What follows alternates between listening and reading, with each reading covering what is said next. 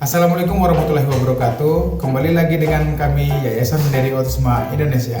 Halo, di sini saya yaitu Supriyanto akan menjelaskan tentang tips trik untuk mengatasi anak dengan autisme yang mengalami tantrum. Beberapa tips dan trik itu yang berguna bagi orang tua dan pengasuh untuk mengatasi anak dengan autisme yang mengalami tantrum. Yaitu salah satunya kita harus memahami dulu pemicu dari tantrum tersebut. Kita amati, catat situasi yang memicu tantrum pada anak. Apakah ada pola-pola tertentu yang memicu penyebab meningkatnya emosi anak, dan dengan memahami pemicu tantrum kita dapat mengambil langkah-langkah yang dibutuhkan untuk menghindari situasi yang memicu tantrum tersebut.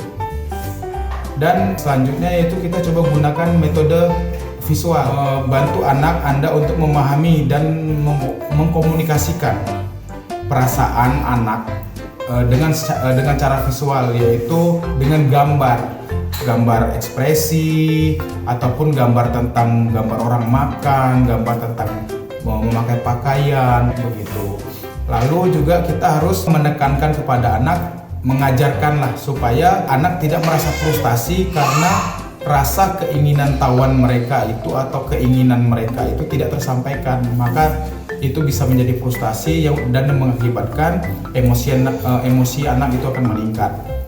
Dan yang selanjutnya yaitu memberikan peringatan atau rutinitas. Anak dengan autisme biasanya itu cenderung sekali merasa lebih nyaman dengan rutinitas yang konsisten atau rutinitas itu yang setiap hari. Misal seperti jam 9 dia ngapain, jam 10 dia ngapain, dan itu jika itu berubah, kita rubah dengan tempo yang singkat dan cepat, itu biasanya anak akan mengalami emosional yang naik karena dia merasa kegiatan dia yang berubah. Dengan memberikan peringatan-peringatan tertentu, maka anak akan merasa lebih siap dan terbantu dalam menghadapi perubahan tersebut. Dan yang selanjutnya itu kita harus menggunakan teknik relaksasi.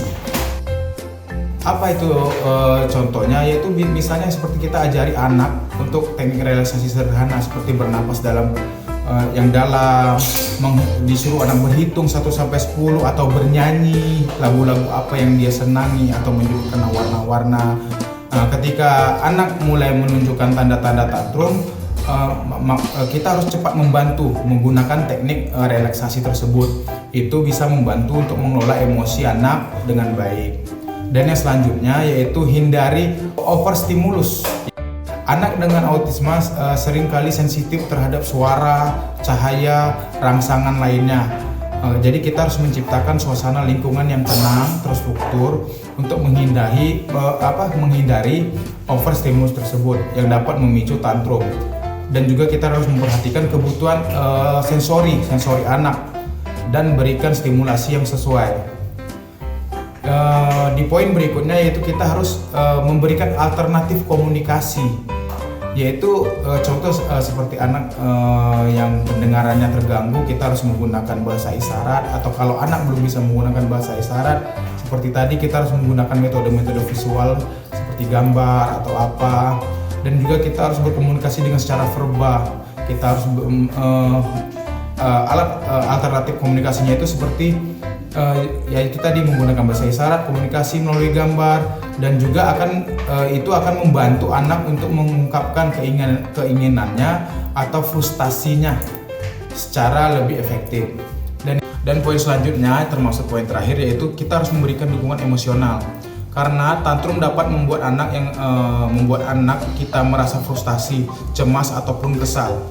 Jadi kita harus memberikan dukungan emosional yang tepat dengan mendeteksi keinginan anak dengan tenang. Terus kita harus juga menggunakan ekspresi wajah yang ramah dan memberikan sentuhan-sentuhan lembut terhadap anak agar anak merasa nyaman. Lalu ingat bahwa setiap anak autisme itu adalah individu yang sangat unik. Jadi kita sebagai orang tua perlu mencoba dan menyesuaikan pendekatan yang tepat untuk anak. Dengan kesabaran, pemahaman, dan dukungan tempat, maka kita dapat membantu anak mengatasi tantrum dan tumbuh lebih baik. Maka dari itu sayangi anak autis, anak hebat. Kembali lagi, bye-bye.